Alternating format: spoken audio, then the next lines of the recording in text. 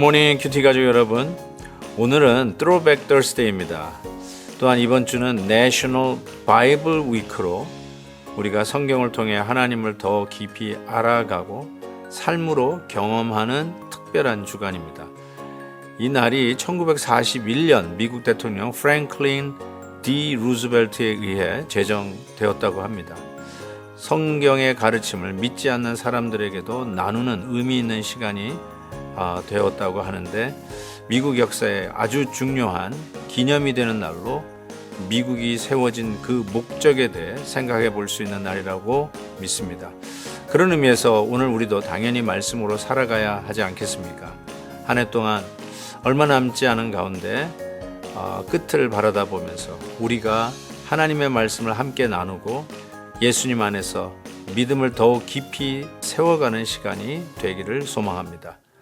오늘 우리에게 주시는 말씀은 사무엘상 13장 1절에서 23절입니다.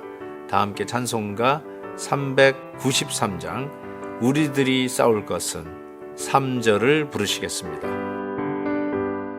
악한 마귀 죄 아무리 강한지라도 우리들의 대장 예수 앞서가시니 주저 말고 용감하게 힘써 싸우세. 최후 승리 얻을 때까지 한 마음으로 힘써 나가세. 한 마음으로 힘써 싸우세. 악한 마귀 군사들과 힘써 싸워서 승전보를 울리기까지. 사울이 왕이 될 때의 40세라.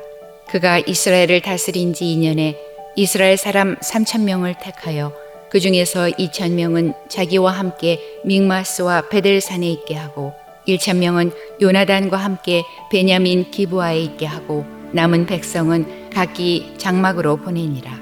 요나단이 게바에 있는 블레셋 사람의 수비대를 치매 블레셋 사람이 이를 들은지라.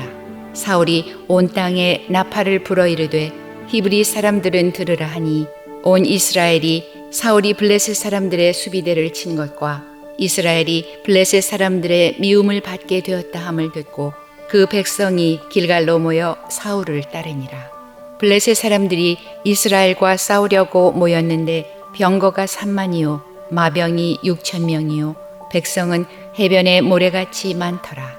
그들이 올라와 베다웬 동쪽 믹마스에 진침해 이스라엘 사람들이 위급함을 보고 절박하여 굴과 수풀과 바위 틈과 은밀한 곳과 웅덩이에 숨으며 어떤 히브리 사람들은 요단을 건너 갓과 길르앗 땅으로 가되 사울은 아직 길갈에 있고 그를 따른 모든 백성은 떨더라. 사울은 사무엘이 정한 기한대로 일의 동안을 기다렸으나 사무엘이 길갈로 오지 아니하매 백성이 사울에게서 흩어지는지라. 사울이 이르되 번제와 화목 제물을 이리로 가져오라 하여 번제를 드렸더니 번제 드리기를 마치자 사무엘이 온지라. 사울이 나가 맞으며 문안하매 사무엘이 이르되 왕이 행하신 것이 무엇이냐 하니 사울이 이르되 백성은 내게서 흩어지고 당신은 정한 날 안에 오지 아니하고 블레셋 사람은 믹마스에 모였음을 내가 보았으므로 이에 내가 이르기를 블레셋 사람들이 나를 치러 길갈로 내려오겠거늘 내가 여호와께 은혜를 간구하지 못하였다 하고 부득이하여 번제를 드렸나이다 하니라. 사무엘이 사울에게 이르되 왕이 망령되이 행하였도다. 왕이 왕의 하나님 여호와께서 왕에게 내리신 명령을 지키지 아니하였도다. 그리하였더라면 여호와께서 이스라엘 위에 왕의 나라를 영원히 세우셨을 것이거늘 지금은 왕의 나라가 길지 못할 것이라. 여호와께서 왕에게 명령하신 바를 왕이 지키지 아니하였으므로 여호와께서 그의 마음에 맞는 사람을 구하여 여호와께서 그를 그의 백성의 지도자로 삼으셨느니라 하고 사무엘이 일어나 길갈에서 떠나 베냐민 기브아로 올라가니라. 사울이 자기와 함께한 백성의 수를 세어보니 600명가량이라. 사울과 그의 아들 요나단과 그들과 함께한 백성은 베냐민 게바에 있고 블레셋 사람들은 믹마스에 진쳤더니 노략군들이 세대로 블레셋 사람들의 진영에서 나와서 한 대는 오브라기를 따라서 수알 땅에 이르렀고 한 대는 벳호른 길로 향하였고 한 대는 광야 쪽으로 스보임 골짜기가 내려다 보이는 지역길로 향하였더라. 그때 이스라엘 온 땅에 철공이 없었으니 이는 블레셋 사람들이 말하기를 히브리 사람이 칼이나 창을 만들까 두렵다 하였습니다. 온 이스라엘 사람들이 각기 보습이나 삽이나 도끼나 괭이를 벼리려면 블레셋 사람들에게로 내려갔었는데 곧 그들이 괭이나 삽이나 쇠스랑이나 도끼나 쇠 채찍이 무딜 때에 그리하였으므로 싸우는 날에 사울과 요나단과 함께한 백성의 손에는 칼이나 창이 없고 오직 사울과 그의 아들 요나단에게만 있었더라. 블레셋 사람들의 부대가 나와서 믹마스 어귀에 이르렀더라. 오늘 말씀은 사울이 왕으로 등극한 후 2년이 지난 즈음에 일어난 일로 시작하고 있습니다.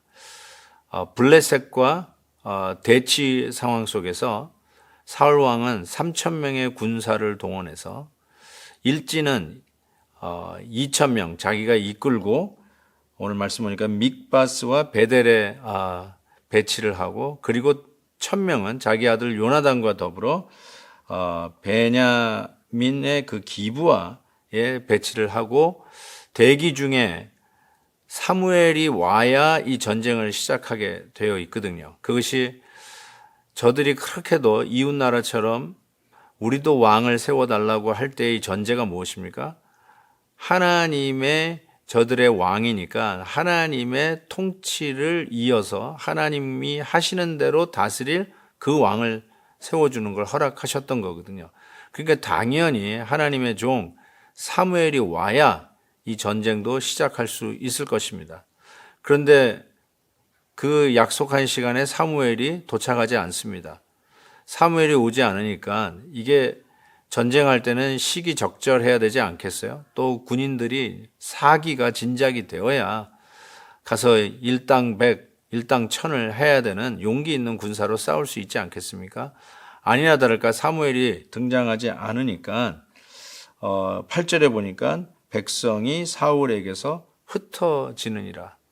그래서 부득이하게 사울 왕이 허락되지 않은 사무엘 선지자가 와야만 하는 그 일들을 사울 왕이 하고야만 합니다. 그게 무엇이죠? 번제와 화목제물을 가지고 와서 그것을 하나님 앞에 드리는 이런 일을 하게 됩니다. 한편 이해가 됩니다. 그래서 성경에서도 부득이하여 번제를 드렸다라고 변명을 하지 않습니까? 근데 이게 웬일이죠? 바로 이 일 때문에 사울은 오랫동안 왕의 자리에 있지 못하고 하나님께서 다른 하나님 마음에 합한 자를 찾아야 되겠다는 생각을 하는 순간이 바로 이때였습니다. 그러면서 사무엘이 이렇게 얘기합니다. 내가 늦게 와서 미안하다라고 사과하는 게 아니라 13절 보니까 사무엘이 사울에게 이르되 왕이 망령되이 행하였도다. 왕이 왕의 하나님 여호와께서 왕에게 내리신 명령을 지키지 아니하였도다. 다시 한번 이 사울 왕이 하는 일이 우리의 생각에는 이해가 될 만한 일이고 그리고 부득이해서 그렇게 했다라고 변명은 했지만 사무엘은 하나님께서 왕에게 명령하신 그 말씀을 불순종했기에 망령되이 행했다라고 이야기합니다. 저는 여기에서 우리에게 참 중요한 것을 가르쳐 준다고 생각합니다. 사랑하는 우리 큐티 가족 여러분, 우리가 하나님의 말씀에 순종하는 이유는 합리적이고 그리고 이해할 만해서 하는 것이 아닙니다. 여기서도 부득이하다고 하지 않습니까? 변명이 됩니다. 이해할 만합니다. 그렇지만 하나님의 말씀에 대한 순종은 이해할 만해서 하는 게 아니에요. 이해가 되지 않아도 지켜야 하는 게 하나님의 말씀 아니겠습니까? 상황이 딱해요. 그래서 부득이해서 한 것도 이해가 돼요. 그렇지만 상황이 됐기 때문에 하나님의 말씀에 어긴 것이 이해가 되는 것이 아닙니다. 성경은 뭐라고 얘기합니까? 망령되이 행했다라고 말씀을 합니다. 우리가 항상 상식과 어떤 논리와 합리적인 것으로만 모든 일을 한다면 결단코 우리에게는 순종이라고 하는 이 귀한 일들을 할 기회가 없겠지요. 그래서 하나님께서는 때로는 우리들의 합리적인 사고냐, 즉 자기 소견에 옳은 대로 행하는 것과 하나님의 말씀에 순종하는 것과 대치되는 상황을 종종 허락하십니다. 그래서 정말 순종하는 자인지를 확인하는 것이죠. 여러분, 그럴 때가 얼마나 많이 있습니까? 하나님의 말씀이 있음에도 불구하고 자기의 상식과 합리적인 사고를 따라가면서 자기의 의견을 주장할 때가 얼마나 많이 있습니까? 저는 이런 생각을 좀 해봅니다. 저는 몸이 아프거나 혹은 환자들에 대해서 상의할 때는 의사 선생님한테 이야기하고 의사 선생님의 말을 절대적으로 신뢰합니다. 저는 의사의 그런 전문 영역에 대해서 감 나와라 배 나와라 그러지 않습니다. 의사의 의견을 100% 존중합니다. 여러분들이 가지고 있는 전문성에 목회자가 나와서 이래라 저래라 하지 않습니다. 그런 의미에서 저는 이 목회라고 하는 이 전문 영역이 상당히 전문성을 인정받지 못하는 것이 아닌가 이런 생각도 해보게 돼요. 영적인 일이잖아요. 목회이잖아요. 누가 목회의 전문가입니까? 목사 아닙니까? 담임 목사의 전문 영역 아니겠어요? 그런데 이런 부분에 대해서 인정하지 않냐고 감 나와라 배 나와라 하는 경우가 얼마나 많이 있습니까? 용서하고 들으십시오. 꼭 저의 상황을 얘기하는 건 아니고요. 일반적으로 그런 것을 이야기를 들으면서 정말 그렇구나. 모든 사람이 목회의 전문가 같아요. 그래서 이렇게 해야 된다 저렇게 해야 한다라고 훈수를 두는 경우가 있는데 그럼에도 불구하고 목회 영역이 있잖아요. 그런 부분에 목사의 전문 영역이기에 전문가의 영역을 믿고 따라가는 것, 그것이 어쩌면 여러분이 해야 할 순종의 영역이 아닌가 저는 그렇게 조심스럽게 말씀드려 봅니다.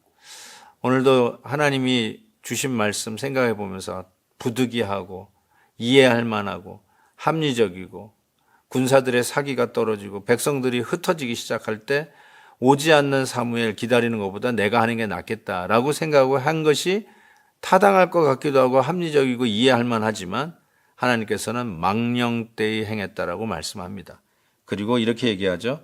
14절 보시죠. 여호와께서 그를 그의 백성의 지도자로 삼으실 자를 찾겠다라고 이야기하고 14절에 왕의 나라가 길지 못할 것이라고 얘기했습니다. 이것이 불순종한 결과입니다. 오늘 말씀을 깊이 생각하면서 내 생각, 내 주장보다는 하나님의 말씀에 순종하고 질서를 따라가는 결단이 저와 여러분에게 있기를 주의 이름으로 축복합니다. 하나님 아버지, 오늘도 말씀의 교훈을 아멘으로 받습니다. 순종하는 자 되게 해 주옵소서. 예수님의 이름으로 기도하옵나이다. 아멘. 내일 또 뵙겠습니다.